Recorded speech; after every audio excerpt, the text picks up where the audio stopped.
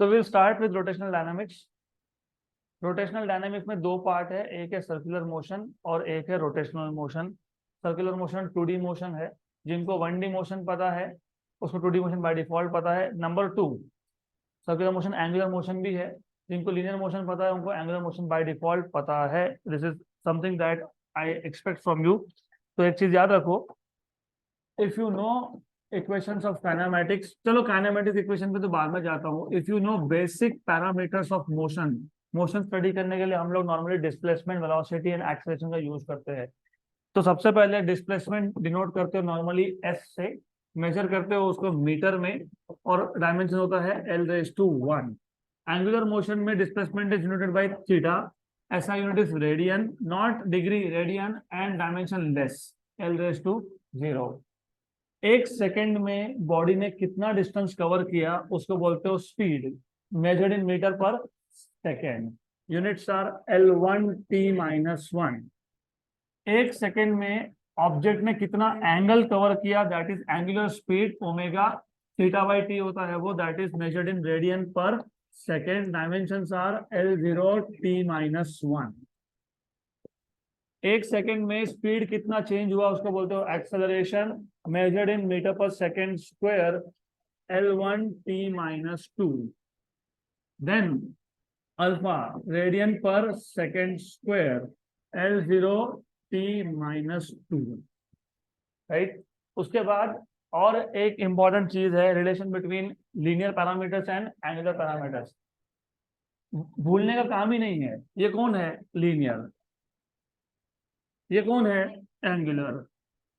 Okay, अभी कुछ नहीं करना, इक्वल टू लिखना, आर आर आर लिखना, हो गया relation between linear and angular. S equal to r theta, v equal to r omega, a equal to r alpha. This is the way you should remember things. उसके बाद हम बात करते हैं equations of kinematics की।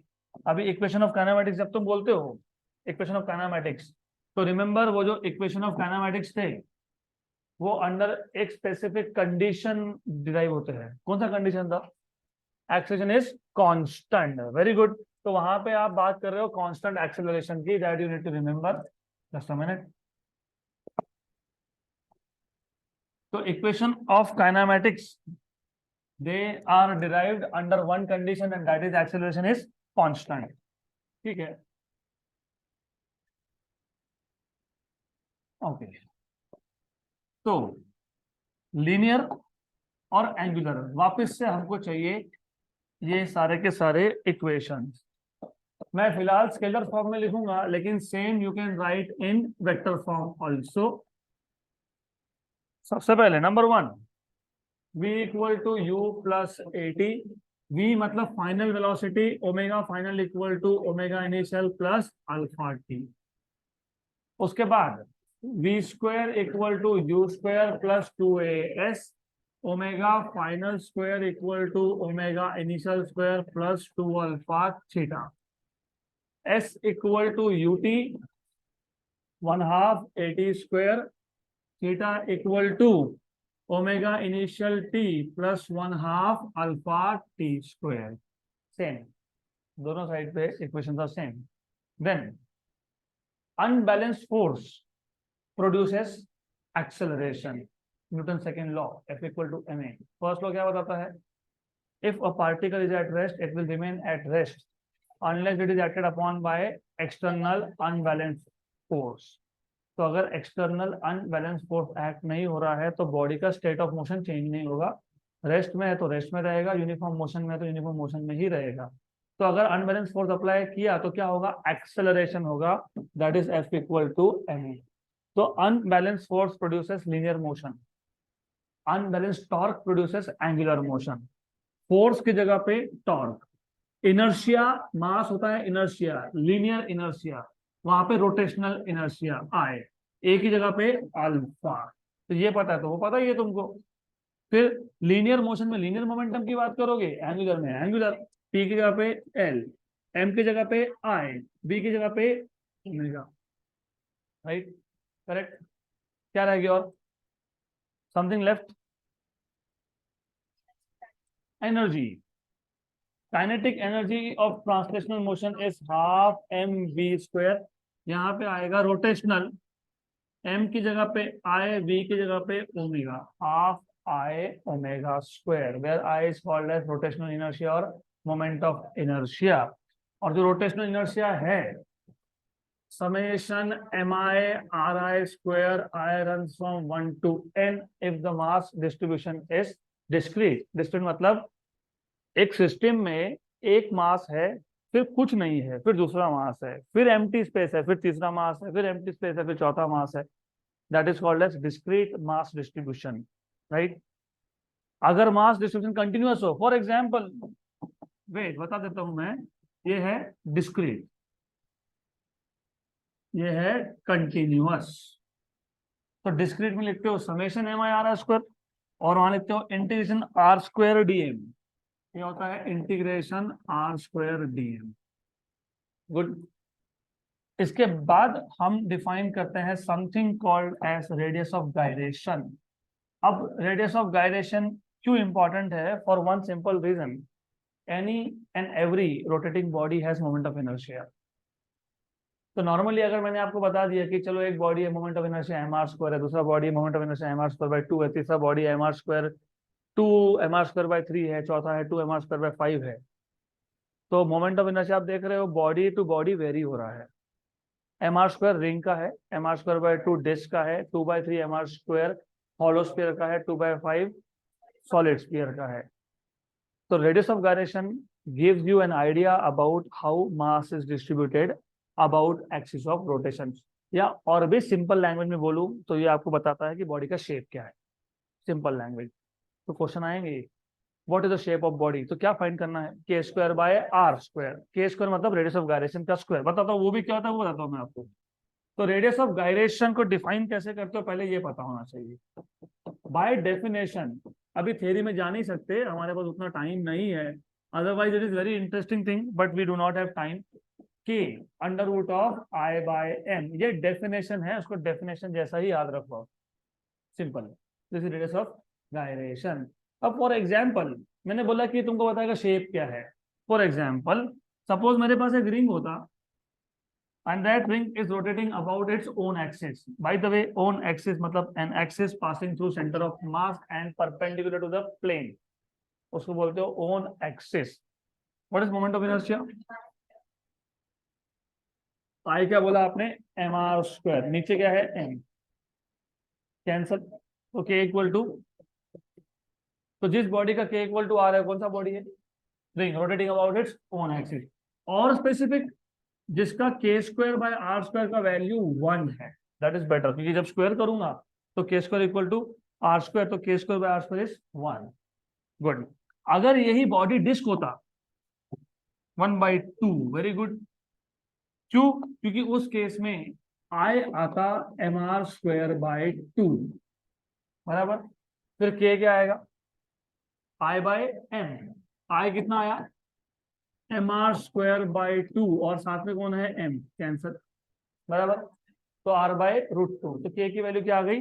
Are by root 2। K की value क्या आ गई? R by root 2। के की वैल्यू क्या आ गई? R by root 2। तो 3 बार मैं रिपीट कर रहा हूं, मतलब कुछ इंपॉर्टेंट है उसमें। देखो करना क्या है, अगर आपको रेडियस ऑफ गायरेशन निकालना है,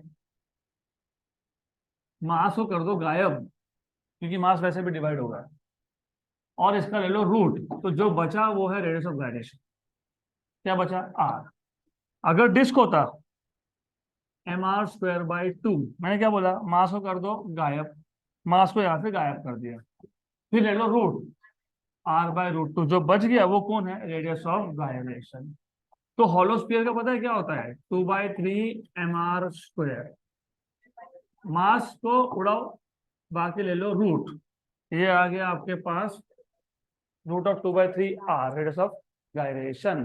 तो सिर्फ मोमेंट ऑफ इनर्शिया देख के तुमको समझ में आ जाएगा कि रेडियस ऑफ गायरेशन क्या है और उसका शेप क्या है बॉडी का। That is the idea behind radius of gyration. तो शेप क्या है वो काम में आएगा आगे। इसके बाद हमने सीखा था theorem of parallel axis. Theorem of parallel axis, देखो पैरेलल एक्सिस थ्योरम का यूज कहाँ है पहले वो समझ लो। नहीं, मेरे को वो क्या है वो नहीं, पहले तो यूज क्या है वो समझना जरूरी है। It is important see physics अच्छा करना है ना तो तुमको बेसिक्स पता होना चाहिए कि क्यों कर रहे हैं हम लोग, क्यों कर रहे हैं, मैं बताता हूँ क्यों कर रहे हैं। रिंग हो, डिस्क हो, सॉलिड स्फीयर हो, हॉलो स्फीयर हो, हॉलो सिलेंडर हो, सॉलिड सिलेंडर हो, सबका मोमेंट ऑफ इनर्शिया आप इंटीग्रेशन से फाइंड कर सकते हो only about one axis that is symmetric passing through centre of मास। क्योंकि जब आप करने जाते हो ऐसा तो करते क्या हो, आप इमेजिन कर लेते हो कि ये जो रिंग है it is made up of large number of particles. एक पार्टिकल लेते हो यहाँ पे जिसका मास लेते हो डीएम, फिर बोलते हो इस पार्टिकल का मोमेंट ऑफ इनर्शिया कितना, आर स्क्वायर डीएम, क्योंकि वो डेफिनेशन ही है ना एम आर स्क्वायर। तो इसका मास तुमने कितना लिया, डीएम, छोटा पार्टिकल है डीएम, डिस्टेंस कितना है आर, तो इस छोटे पार्टिकल का मोमेंट ऑफ इनर्शिया भी छोटा होगा, डी है कितना होगा, आर स्क्वायर डी है। तो जब रिंग रोटेट होगा तो क्या एक पार्टिकल रोटेट होगा, क्या नहीं, सभी होगा। तो सब सब मतलब मिला के क्या बन गया, रिंग। तो रिंग का चाहिए तो क्या करोगे, इंटीग्रेशन। फिर आर तो सबके लिए सेम है ना, एक पार्टिकल यहाँ पे, दूसरा यहाँ पे है, तीसरा यहाँ पे है, चौथा यहाँ पे, सबका आर क्या है, सेम है। तो आर क्या है, कांस्टेंट है, कांस्टेंट इंटीग्रेशन के कहाँ आता है, बा। तो ऐसे सारे के सारे DM DM DM DM DM add करने के तो पूरा रिंग ही बन गया। तो what is mass of ring, तो एम आर। ये मेथड क्यों यूज कर पाए, क्योंकि सेंटर से हर एक मास एलिमेंट का डिस्टेंस था कांस्टेंट सेम, इसलिए तुमने डिस्टेंस के स्क्वायर को निकाल लिया बाहर। The moment I shift this, अब बताओ मेरे को इंटीग्रेशन से कैसा करोगे, नहीं कर सकते, इंटीग्रेशन से हो ही नहीं सकता, क्योंकि अभी हर एक मास एलिमेंट का डिस्टेंस एक्सिस से सेम है क्या, नहीं है। तो यहाँ हमको आती है प्रॉब्लम, तो प्रॉब्लम का सॉल्यूशन है थ्योरम ऑफ पैरेलल एक्सिस। तो हम लोग क्या करते हैं, हम एक थ्योरम डिराइव करते हैं। अब डिराइव करने का तो टाइम है नहीं, we will not derive this, we will just define what is that. इसको बोल दूंगा सी पॉइंट, यहाँ पे एक पॉइंट है ओ, एक एक्सिस है which is tangent but perpendicular to the plane. ये एक्सिस के अबाउट बॉडी इज रोटेटिंग, हमको चाहिए moment of inertia about this point O. हमको पता है व्हाट इज आईसी, पता है ना आईसी, एम आर स्क्वायर, और दोनों में डिस्टेंस कितना है, h, h equal to r in this case. तो थ्योरम ऑफ पैरेलल एक्सिस क्या बताता है हमको, कि अगर आपके पास दो एक्सिस पैरेलल है और अगर आपको moment of inertia about centre of mass पता है तो आपको आई ओ मिल सकता है, you have to just add m h square where h is the distance between two parallel axes. Then अब मैंने पूछा बताओ what is IO, simple, what is IO, IC, what is IC, MR square plus MH square, what is HR, H equal to R है ना इधर, तो कितना आ गया 2MR square, very good, 2MR square। तो मुझे बताओ रेडियस ऑफ गायरेशन कितना, √2R, डन। तो this is the power of theorem of parallel axis, very powerful tool.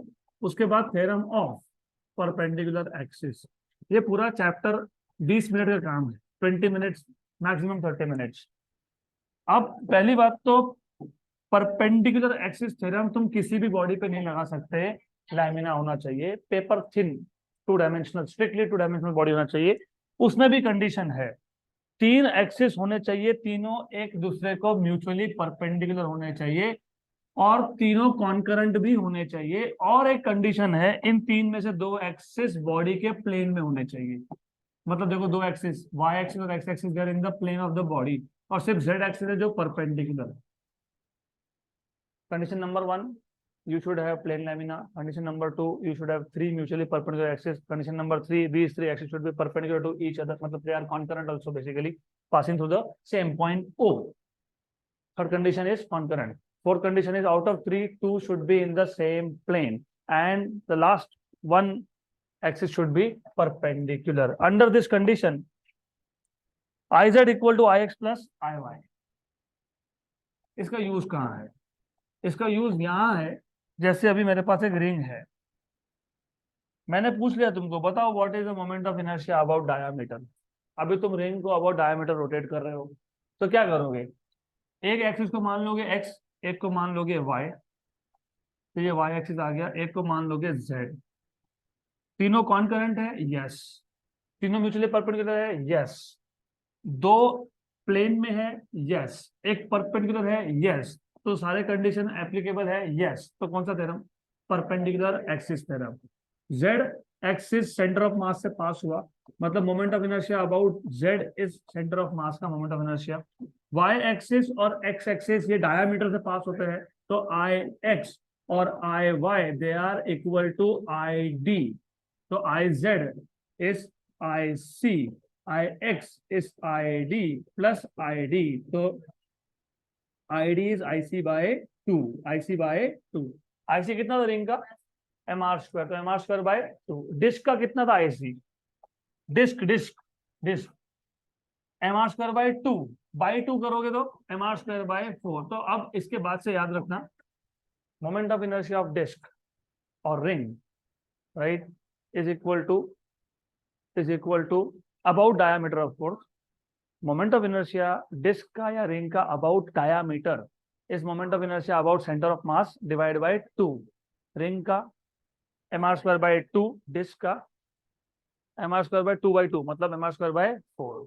तो ये आ गया theorem of perpendicular axis. Good. इसके बाद आपने स्टार्ट किया था rotational motion, of course rod का केस भी था। What is moment of inertia of rod about an axis? मैंने क्वेश्चन कंप्लीट नहीं किया, मैंने बोल दिया चलो बताओ what is moment of inertia of rod about one end. अब बताओ m L square by three. तो क्वेश्चन कंप्लीट तो करने दो। एक रॉड है जिसका लेंथ एल है, मास एम है, moment of inertia about an axis passing through centre perpendicular to the length M L square by 12 and about one end, rod का एक एंड किधर गया, रॉड था इधर, यहाँ पे एक रॉड था मेरे पास but I don't know where it is now. चलो ठीक है, इसकी को रॉड मान लेंगे। This is rod, length is L, rotating about axis passing through centre perpendicular to the length M L square by 12। और यहाँ से अगर रोटेट हो रहा होगा, ऐसा रोटेट हो रहा होगा तो एम एल स्क्वायर बाय 3। तो ये याद रखना आप। नेक्स्ट, इसके बाद यू हैव, एक्चुअली आपने पहले ही डिराइव कर लिया था क्योंकि मैंने पहले मेंशन किया है काइनेटिक एनर्जी का, ये डिराइव किया था आपने, यस। फिर ये डिराइव किया था, यस। फिर ये डिराइव किया था, यस। तो ये सब हो गया। अब क्या बचा, पता है क्या बचा? Rolling motion. अब यहां से आगे एक एक वर्ड इंपॉर्टेंट है। This is why I have decided to revise this for you, क्योंकि ये इंपॉर्टेंट है। आपको याद है कि हम लोगों ने सेंटर ऑफ मास का कॉन्सेप्ट डिफाइन क्यों किया था? Centre of mass, a point at which whole mass of the body is supposed to be concentrated। क्यों किया था पता है? Exactly, Newton's laws of motion are valid only for point particles। तो Newton's laws of motion extended object जैसे ball है, disc है, ring है, कार है, तुम खुद हो, अपने लिए है ही नहीं वो, किसके लिए? पॉइंट मास है इसके लिए। पर हम क्या करते हैं, हमको जहां मोशन दिखा, कोई भी बॉडी का मोशन दिखा, हम क्या करते हैं? Newton force equal to m a. That is something wrong. Justify कैसे करोगे? क्यों? फॉर एग्जाम्पल देखो डिफरेंस क्या है। सपोज मेरे पास पॉइंट पार्टिकल होगा, ये रेस्ट पे है, रेस्ट पे रहेगा क्योंकि न्यूटन फर्स्ट लॉ बताता है, राइट। फिर मैंने बोला नहीं, हम इस पे अनबैलेंस फोर्स अप्लाई करें। किस पे? पॉइंट पे करोगे ना, मतलब तुमको पता है तुम कहाँ फोर्स अप्लाई कर रहे हो। तो इट स्टार्ट्स मूविंग, मतलब इट स्टार्ट्स एक्सेलरेटिंग। तो एक्सेलरेशन किसका है? पॉइंट का है। अब मुझे बताओ, सेम मेरे पास एक बॉल था, रेस्ट पे है, मैंने लगा दिया फोर्स। पहले तो बताओ फोर्स कौन से पॉइंट पे लगा? इसमें तो बहुत सारे पॉइंट्स है, it is made up of large number of particles. तो कहाँ लगा फोर्स पता नहीं, किसका एक्सेलरेशन पता नहीं। तो हम क्या करते हैं, बोलते हैं कि यार देखो ऐसा है ना कि ये बॉडी है, मैंने इस पे फोर्स लगाया, मूव होगा। लेकिन लेकिन वेट, बाकी सारे पॉइंट्स, बाकी सारी पॉइंट्स रोटेशन परफॉर्म करेंगे सारे, क्योंकि बॉल आगे जाएगा तो पार्टिकल्स क्या कर रहे हैं फिर? रोटेशन। अरे बॉल रोल होके आगे जाएगा तो पार्टिकल क्या करेंगे? सिर्फ एक पॉइंट ऐसा है जिसका मोशन प्योरली ट्रांसलेशनल है, वो है राइट एट द सेंटर। उसको बोलते हो सेंटर ऑफ मास, क्योंकि वो एग्जैक्टली ऐसा बिहेव करता है जैसे पॉइंट मास के केस में होना चाहिए था। सिर्फ एक ही पॉइंट है जिसका क्या हो रहा है? Translation, linear motion. बाकी सबको क्या हो रहा है? Rotation. That point is called as center of mass। So center of mass is a point at which whole mass of the body is supposed to be concentrated in order to apply Newton's laws of motion। Now the clear? पक्का? अब तुमको दिख रहा है यहाँ से एक body है, मोशन में है, रोलिंग है, रोलिंग। तो rolling motion is combination of two motions, centre of mass is performing translation, बाकी सब क्या कर रहे हैं, रोटेशन। तो total energy will be addition of, किसका एडिशन, ट्रांसलेशन एंड रोटेशन। तो ट्रांसलेशन प्लस रोटेशन। अभी ट्रांसलेशन तो तुमको पता ही है, half M we square. Rotation पता क्या है, हाफ आई ओमेगा। इसके आगे ध्यान दो, बहुत इंपॉर्टेंट है अब, very important from this point onwards. Half M we square plus I होता है एम के स्क्वायर। क्या होता है, मैं नहीं बोल रहा हूं, तुम नहीं बोला, तुमने इधर बोला। स्क्वायर करो तो इसका के स्क्वायर, आई बाय एम, तो आई क्या है, एम के स्क्वायर। एम के स्क्वायर ओमेगा क्या होता है पता है, वी बाय आर। तो ये आ गया half M we square plus half M we square K square by are square. Good. Suppose मेरे पास एक रिंग है, सपोज मेरे पास एक डिस्क है, सपोज मेरे पास एक हॉलो स्फीयर है, सपोज मेरे पास एक सॉलिड स्फीयर है, सबका मास सेम है, सबका रेडियस सेम है, सबके सब रोलिंग है, सबके सब रोलिंग है। तो ट्रांसलेशन एनर्जी किसी का भी चेंज नहीं होगा, चेंज होगा रोटेशन एनर्जी में। कौन सा एनर्जी में, रोटेशनल एनर्जी में। कौन सा एनर्जी चेंज हो रहा है, क्यों चेंज हो रहा है पता है, K square by are square. क्योंकि k square by are square ring का है 1, डिस्क का है 1/2, हॉलो स्फीयर का है 2/3 और सॉलिड का है 2/5। तो when body rolls which energy changes, rotational. Very good. और एडिशनली अगर तुम नोट डाउन कर रहे हो तो, मतलब नोट डाउन मतलब लिख नहीं रहे हो, fitting into the system, that is the best thing to do. नहीं ये नहीं, this is not what I wanted you to notice. I wanted you to notice is rotational energy is translational energy into K square by are square. What is half M we square, translational energy into K square by. अभी देखो दो दो table बनेंगे आगे, वो दो table मतलब total 30 question है आपके, 30 क्वेश्चन सॉल्व हो जाएंगे with in these two tables. Type of body, उस बॉडी का K square by are square, of course you know by now, उनको पता है K square by are square, उसका ट्रांसलेशन एनर्जी, उसका रोटेशनल एनर्जी और उसका टोटल एनर्जी। तो type of body K square by are square, उसका ट्रांसलेशन एनर्जी, उसका रोटेशनल एनर्जी और उसका टोटल एनर्जी। बॉडी कोई भी हो, ये तो चेंज होना नहीं। हाफ एम वी स्क्वायर इसका भी और बाकी तीनों बॉडीज का भी। गुड। तो पहले टाइप को ले लेंगे रिंग, इसको बोल देंगे डिस्क, इसको बोल देंगे चलो हॉलो स्फीयर है, और ये है solid sphere. 1 1/2 2/3 2/5। What is E R, ET into K square by are square. अभी तो बताया मैंने, rotational energy equal to half M we square K square by R square, और हाफ एम वी स्क्वायर है ET translational energy K square by. मैं जानबूझ के लिखता हूँ क्योंकि देखो तुम मल्टीप्लाई कर लो, मिल गया ना answer, half M we square. Multiply कर लो 1/4, मल्टीप्लाई कर लो 1/3, 1/5, टोटल चाहिए, इन दोनों को ऐड कर लो, एम वी स्क्वायर 1/2 1/4 3/4, 1/3 1/2 5/6, बराबर ना, 5/6 कितना, 7/10, 7/10 हो गया। अराउंड 30 क्वेश्चन बनते हैं इस पे, अराउंड। ओके। और एक टेबल है, तो एक टेबल और एक टेबल, दो टेबल मिला के। और कैसे बनते हुए बता देता हूँ मैं। अभी देखो पहला टाइप ऑफ क्वेश्चन, मान लो बोला होगा कि रिंग है, बोला होगा रिंग है तो टोटल एनर्जी बताओ एम वी स्क्वायर। बोला होगा रिंग है, रिंग है, बताओ कि ट्रांसलेशनल कितना कंट्रीब्यूशन कर रहा है, रोटेशन कितना कर रहा है, 50-50% कर रहे हैं, हो गया। सेम इसके लिए पूछेंगे, what is the contribution of translation to the total energy, 1/2 divided by 3/4। What is the contribution of rotation to total energy, 1/3। अरे 4 4 कैंसिल हो जाएगा ना, ये 1/3 तो ये 2/3, राइट, करेक्ट। तो हर एक रो में 3 3 क्वेश्चन बन रहे हैं यहाँ पे, 3 3 3 3, 3 × 4 12, 12 हो गए क्वेश्चन। अब और क्या आता है, ऐसा बोलते हैं, अभी वो आगे आएगा, आएगा। You have 4 bodies which are rolling, right. Which one of the body has the maximum contribution from rotation to the total? देखो मैंने क्या बोला, चारों में से रोटेशन का कंट्रीब्यूशन किस में ज्यादा है, तो पहले तुमको हर एक का परसेंटेज निकालना पड़ेगा ना। रोटेशन का कितना कंट्रीब्यूशन है, यहाँ पे कितना है 50%, यहाँ पे कितना आया, कितना आया 1/3, 1/3 कितना होता है 1/3 33%, यहाँ पे कितना आया,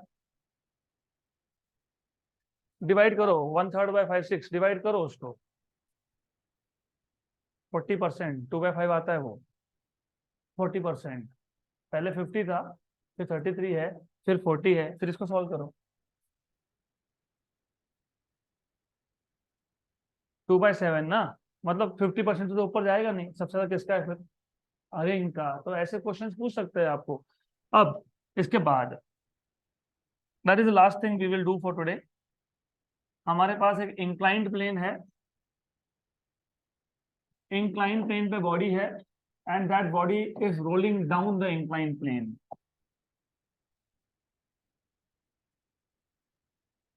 ए पॉइंट पे था इनिशियली, इनिशियल वेलोसिटी था 0। इस प्लेन का हाइट है h, इसका लेंथ है s, एंगल ऑफ इंक्लिनेशन है थीटा। बॉडी जब नीचे पहुंचेगा तो स्पीड बन जाएगा v, और ये v का इक्वेशन आता है √2gh upon 1 + k² by r। कैसे आता है, conservation of energy, total energy at a equal to total energy at b। Total energy at a is only potential क्योंकि रेस्ट पे था, kinetic is 0। Total at b is only kinetic because height is 0। तो यहाँ का जो loss in, देखो ये नीचे आएगा, तो loss in potential energy is equal to gain in kinetic energy. फिर वेलोसिटी चेंज हो रहा है ना, चेंज हो रहा है, तो एक्सीलरेशन भी आएगा। और acceleration g sin theta upon 1 + k² by. अब एक क्वेश्चन ऐसा आता है, 4 bodies, disk, ring, solid sphere, hollow sphere are rolling down the same inclined plane. Which one of them will have the maximum velocity at the bottom of the plane? हाँ, तो क्या करोगे, अलग अलग, अभी चलो क्या करोगे बता रहा हूँ, तो मैं बता ही देता हूँ क्या करेंगे। फिर बॉडी है k² बाय r, तुमको पता है। उसके बाद तुम v का वैल्यू निकाल लो, फिर a भी फाइंड कर, ये v करे तो a भी कर लेंगे ना। What is the first type of body I spoke, चलो ring 1 √2g upon 1 + k² by r²। 1 + 1 2, 2 2 गया, √g(h) g sin theta upon 2 आएगा ना, 1 + 1। फिर उसके बाद है डिस्क 1/2, 1 + 1/2 3/2, 2 गया ऊपर, √4/3 होता है 1.33। कितना होता है 1.33, मतलब डिस्क का रिंग से ज्यादा है, क्योंकि यहाँ पे 1 था, यहाँ पे 1.33 है। 3/2 2/3, 2/3 g sin थीटा। अब एक चीज और याद रखना, हॉलो स्फीयर और सॉलिड स्फीयर, ये याद रखना। यहाँ पे आता है 2/3, यहाँ पे होता है 2/5। और एक चीज याद रखना, रिंग मतलब हॉलो सिलेंडर, डिस्क मतलब सॉलिड सिलेंडर। सॉलिड सिलेंडर, हाँ सॉलिड सिलेंडर, सॉलिड स्फीयर नहीं, सॉलिड सिलेंडर। v 2/3, 1 + 2/3 6/5, कितना आपको पता है 6/5 मतलब 1.2, 1.2। यहाँ पे 1 था, यहाँ पे 1.33 था, यहाँ पे 1.2 है, 1.33 मतलब डिस्क का हॉलो स्फीयर से ज्यादा है। फिर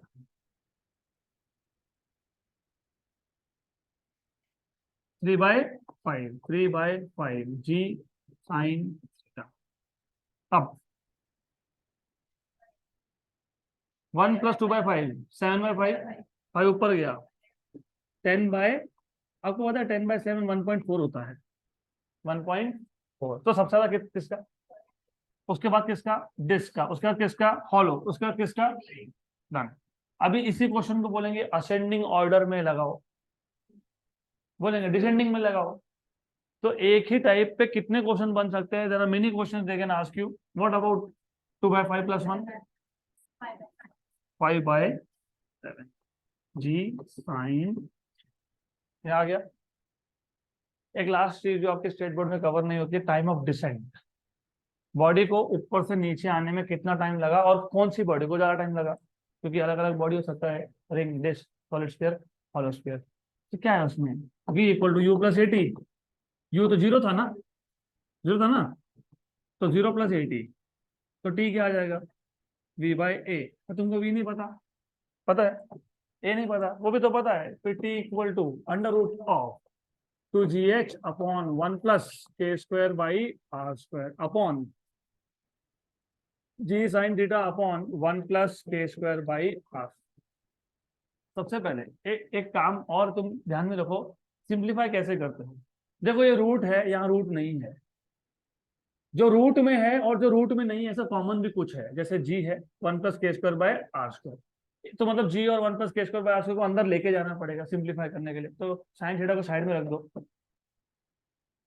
right, under root of 2gh upon 1 plus K square by are square.